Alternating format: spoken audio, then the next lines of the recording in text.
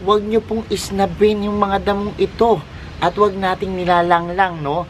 Dahil napaka-powerful po nung kanilang mga benefits. Maganda siya sa gout, ano? Yan yung talagang primary na talagang nakilala siya, no? Ito po ay pwedeng painkiller, anti-inflammatory po siya, no?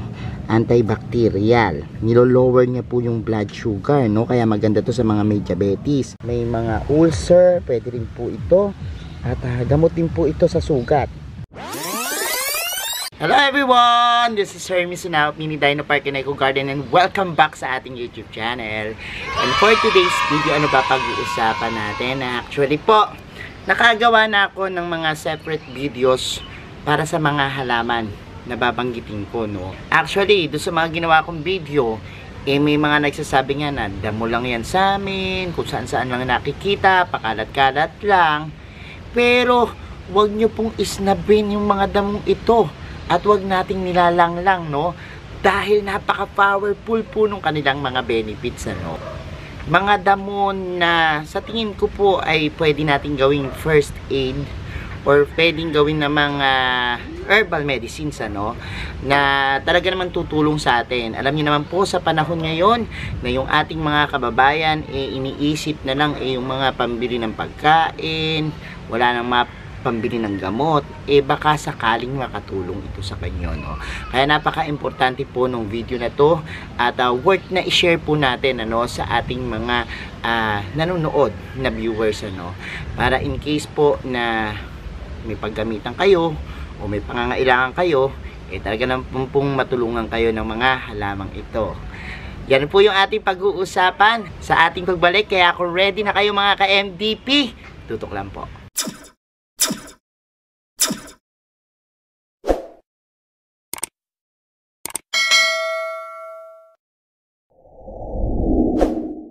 And we're back mga ka-MDP. Isa ba kayo doon sa mga naghahanap ng mga herbal medicines, ano? Meron po akong mga nasa listahan ko ngayon, ano? 6 po ito na plants na maituturing na parang mga damo-damo nga lang at pakalat-kalat. Minsan po tumutubo sa ating bakuran, minsan madadaanan natin sa daan, and minsan hindi natin sila napapansin, ano? Pero panuorin nyo po itong video na to hanggang sa huli para makita nyo po kung ano-ano yan, ano? Meron po tayong 6 sa listahan nung mga damo na talaga na mga sa tingin natin mabibigyan tayo ng magandang benepisyo, no? At ikot tayo sa ating garden, papakita ko sa inyo isa-isa. Sa una po nating halaman ay itong mga pansit-pansitan, ano? Yung pansit-pansitan po, minsan may nagsasawag dyan na sinaw-sinaw, ano, sa bandang part ng Visayas at Mindanao. Actually, itong mga pansit-pansitan, yan, parang meron siyang tumutubong mga ganyan, no? Yung parang flowers na gumaganon. Dahil ito po ay parang pamilya ng peperomia, no? At ito nga po, pansit-pansitan, madalas nating makita na parang damo lang, ano? Pero ang dami niyang benepisyo. Unang-una po, maganda siya sa gout, ano? Yan yung talagang primary na talagang nakilala siya, no? Sa arthritis, sa rheuma, no? Antioxidant din po ito. Nilo-lower po niya yung ating uric acid, at the same time binuboost po yung immune system, ano. Maganda rin po siyang analgesic at anti-inflammatory. Ginagamit rin po ito ng mga may diabetes, ano, at pwede rin po dun sa mga matataas yung blood pressure, hypertension, yung mga high blood dyan, ano. Pwede po ito. Actually, nakagawa na po ako ng video nito sa paraan po nung paggawa ng tsaa, no. At syempre po minsan pwede itong gawin na salad, no, kasi yung iba ginagawa siyang salad, minsan naman sinasahog po dun sa mga ulam, ano. Minsan gumagawa ng ginisang sardinas, ginugulay po siya, no. Pero ito parang damo-damo lang sa atin, ano. Make sure lang po na yung kukuhanan nyo nito malinis, ano, kasi po minsan kapag halimbawang nakita nyo siya dun sa isang lugar na contaminated or merong basura, yan, talaga pong baka makasama, ano. Pero make sure lang po na sa inyo po tumubo yung pansit-pansitan nyo, no. Kung gagawin po itong tsaa, pwede po sa isang cup po nung mga hiniwa-hiwa, pinutol-putol na pansit-pansitan, ihalo po o ilaga po sa 4 na cups naman ng tubig, ano. Pakuluan po 10 to 15 minutes at pagkatapos po niyan, okay na po yan. Pwede nyo nang inumin as tsaan, no. Pwede nyo pong i-consume yung 1 cup hanggang 2 cups daily, para po dun sa mga merong mga iniindang sakit, ano. So yan po yung isang paraan ng paggamit o pagtake nitong ating pansit-pansitan, ano. At kung halimbawa po meron kayong pagkakataon, balikan nyo po yung video natin ng pansit-pansitan, ano, sa ating playlist. Type nyo lang po Hermy Sunajo tapos pansit-pansitan, makikita nyo na yan dyan, ano. So ayan po yung ating unang halaman na parang damo lang pero napaka powerful ng benefits. Ito pong pansit-pansitan. Sa pangalawa naman nating halaman, ito pong serpentina, no. Ang serpentina po, kung mapapansin nyo, minsan yung ganitong dahon na yan kasi ito mabilis dumami, no. Kasi minsan may bulaklak yan, tapos pag yung buto niya talagang kumalat, itutubo na po yan sa bakuran, ano. Yung serpentina, medyo mapait po ito, no. At talagang kapag ininom mo o kinain mo yung isang dahon, baka hindi mo kayanin yung pait niya, no. Pero maganda po siya kasi ano nga ba mga benepisyo nito, no, nung ating serpentina. Unang-una po, siya po ay pwedeng painkiller, anti-inflammatory po siya, no, antibacterial, nilo-lower niya po yung blood sugar, no, kaya maganda to sa mga may diabetes.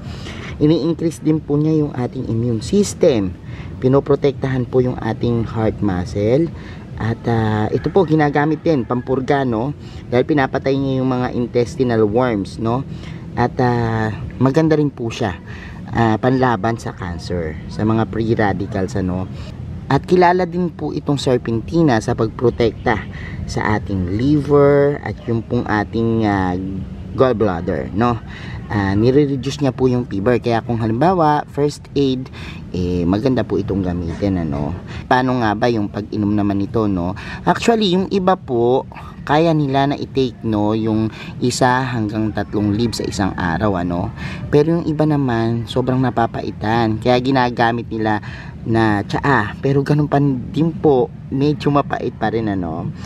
Sa paggawa po ng tsaa nito, yung pong 5 dahon, 3 to 5 na leaves, ano, pwede nyo pong ibabad sa 3 cups ng mainit na tubig, o pwede rin po ilaga, ano, 10 to 15 minutes para yan, kumatas po dyan yung inyong serpentina. Tapos po pwede nyo po siyang inumin once a day, no.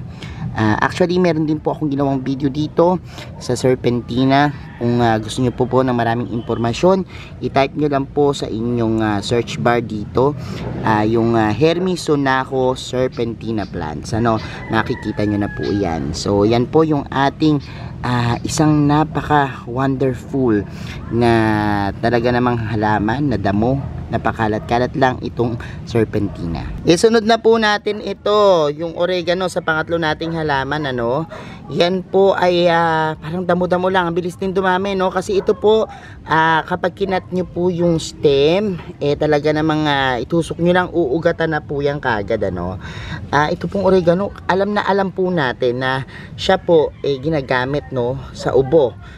Nung bata pa kami, madalas kaming painumin as panggamot sa cough, no. At madalas naming inumin to kasi parang herbal medicine sa amin yung katas ng oregano leaves. Ito pong oregano, nire-reduce niya po yung risk ng cancer, ano. At yung skin source po, kaya niya rin po yung gamutin, ano.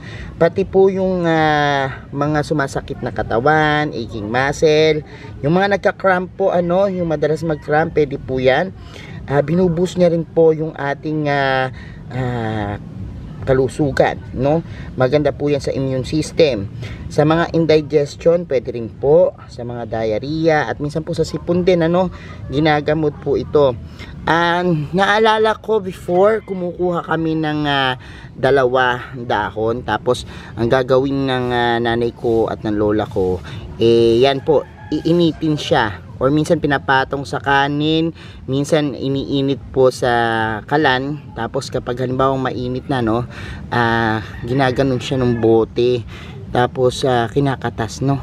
O alinsa lang dyan, kung halimbawa meron kayong dahon, pwede nyong ipatong sa kanin, pwede rin pong painitan, tsaka nyo katasin, or pwede rin po na kapag ito yung dahon na yan, gaganunin nyo po nung yan, pagugulungan nyo ng bote or ng baso, tapos pag medyo ano na po siya, bugbog na siya, pwede nyo po siyang katasin sa kutsara at pwede nyo na pong ipainom, ano, lalo na po doon sa mga may ubo, ganyan po yung ginagawa namin. Kaya first aid talaga at walang pangbili ng gamot, pwede na po yung remedy, no, yung oregano. Kaya kami dito sa garden talagang we make sure na buhay yung aming mga oregano at napaparami namin. Sa pang-apat naman po nating halaman, ito pong tawa-tawa, ano. Ang tawa-tawa po medyo mahirap hanapin, ano, kasi talagang titingnan mo yung kanilang mga leaves talaga, no, kung ano yung mga itsura niyan, ano. Pero ito pong tawa-tawa, mas nakilala po siya, no, at sumikat na panggamot po, no, sa mga dengue, no, dengue fever, yan po. At yan po madalas nating marinig na nakakagaling talaga ng may mga dengue. At isa pa po dyan, yung may mga asthma, talaga pong napapagaling ng tawa-tawa, ano, binuboost niya po yung immune system din natin, and piniprevent din po nito yung cell damage na tinatawag, ano. At kapag meron po kayong diarrhea, pinapahinto din po nito. At nilo-lower din niya po yung blood pressure natin. Ginagamit din po itong gamot, no, sa mga urinary system problem, no. Halimbawa po, nahihirapan kayong umihi, yan po, may problema kayo dyan, talagang nagagamot po nitong tawa-tawa. And meron nga pong ilan na nagpapatotoo na ito po ay pwedeng cure din sa malaria, no. Kaya po napakaganda na meron kayong tawa-tawa din, ano. Paano nga ba ginagawan siya, ano?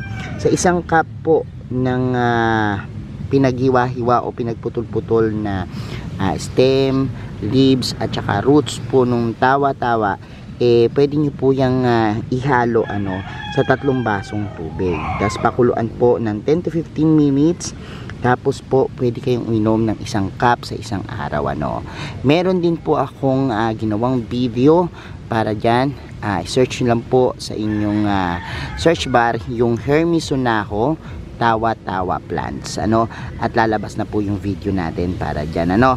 So yan po yung ating tawa-tawa, na isa rin po sa napaka powerful na damo na talaga namang magbibigay sa atin ng tulong. Sa panglima naman po nating halaman, ito pong higat-higaran, ano, o yung trumpang elepante ang tawag dyan, ano, dahil nga po dun sa kanyang mga bulaklak na parang hugis hikaw, na parang yung sa elepante, no, nguso, ano. Ito po, higat-higaran, maganda po siya doon sa mga may binat, may lagnat, sa mga may ubo, may asthma, pati po dun sa mga may overfatigue, ano. Kaya po kung nakakaramdam kayo ng pagod, maganda rin po na ito pong higat-higaran ay gawin nyo po na tsaa o pang relieve ng inyong mga pagod. Nakakatanggal din po ng anxiety at syempre po yung depression po, ano, napapababa po nitong ating halamang higat-higaran. O paano nga ba gawin ang tsaa ng higat-higaran? Unang-una po yung ugat, dahon, bulaklak.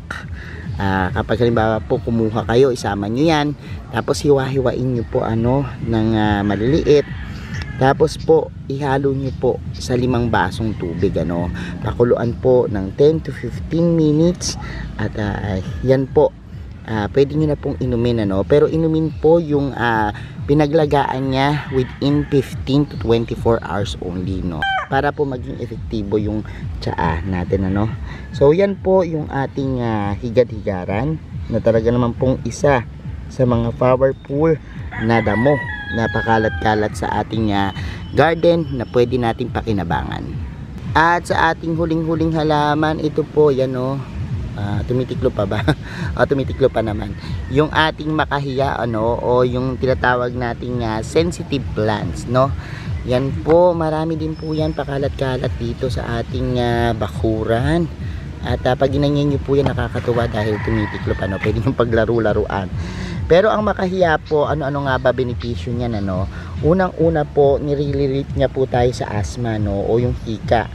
Maganda rin po siyang antibacterial, analgesic, anti-depression din. At ito po, meron diuretic properties, no. Pag sinabing diuretic, pampaihi, no. So kung halimbawa meron kayong problema sa inyong kidney, yan, pwede nyo po yung i-take yung tsaa niyan, ano. Maganda rin po ito sa mga mayroong kidney problem, pati po liver problem, ano.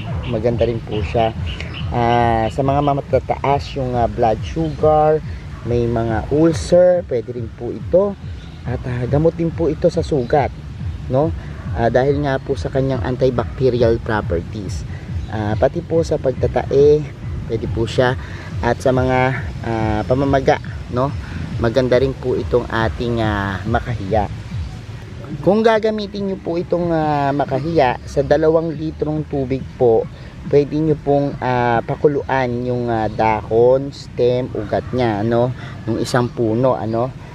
Ito po minsan medyo madami po yung isang puno niyan kasi pakalat-kalat yan, ano. Pwede nyo po siyang hiwain ng maliit o pwedeng diretso nyo na lang po, ano, na pakuluan po yung kanyang dahon, stem, tsaka roots, ano. Tapos po 10 to 15 minutes, yan din po, pwede nyo na pong i-take yan, ano, yung tsaa nya. Tapos pwede nyo po siyang inumin once a day, ano, sa mga nagkakaproblema dyan. Ito po, maganda rin po yung paggamit niya kapag halimbawa ipapahid nyo naman, ano. Pwede pong dikdikin yung kanyang mga dahon, yung kanyang mga ugat, no. At ipahid po dun sa affected parts katulad po ng sugat, ano. Pwede po yan na ilagay. So yan po yung makahiya, no, na sa tingin natin, ano, minsan akala natin damo-damo lang na lalaro-laruin lang natin, pero meron palang magandang benepisyo. So ayan mga ka-MDP, nakita nyo na po at napanood yung 6 na damo lang pero ang dami pong health benefits, ano, na maaring makatulong sa atin. Pero sabi ko nga po sa inyo, iba pa rin po yung sumangguni tayo, no, sa espesyalista, sa mga doktor. Kapag halimbawa po nagkakasakit tayo, no, ito po mga remedy lamang at first aid na kung sakaling wala kayong choice, baka pwedeng makatulong po sa inyo, no. At yan naman po yung layunin natin dito, yung mabigyan kayo ng impormasyon, practices po ng iba't ibang tao na nakakatulong din sa kanila, no, base sa ating mga pinalabas na video at mga comments na rin na natatanggap natin. Salamat ng marami sa inyong pagtutok ngayong araw na ito. At sabi ko nga sa inyo, kung gusto nyo pong balikan yung mga videos na nagawa natin, lagay nyo lang po dyan sa search bar, ano, Hermy Sunaho, tapos po yung pangalan po ng plants. Halimbawa, Hermy Sunaho Makahiya Plants, ano. At lalabas na po yan sa YouTube, ano, at makapapanood nyo na po, ano. Kung halimbawa po meron kayong iniisip or meron kayong gustong malaman na halaman na meron tayong topic, yan lang po ang search nyo, no. Salamat ng marami sa inyong panonood, sa lahat na nagla-like, nag-share at nagko-comment. Sa mga hindi pa po nagsasubscribe sa ating YouTube channel, kung bet na bet nyo po yung ganitong usapan about sa plants, gardening at kanilang mga benepisyo, mag-subscribe na po kayo, no. Huwag nyo pong kalimutang i-hit yung notification bell para laging updated sa aming latest uploads, pati po sa iba't iba nating social media accounts, sa ating TikTok, Instagram, Facebook pages. Search lang po Hermy Sunaho or Mini Dino Park in Eco Garden, makikita nyo na yan. Salamat ng maraming mga ka-MDP, and this is Hermy Sunaho, nagsasabi sa inyo ng happy planting. Bye bye.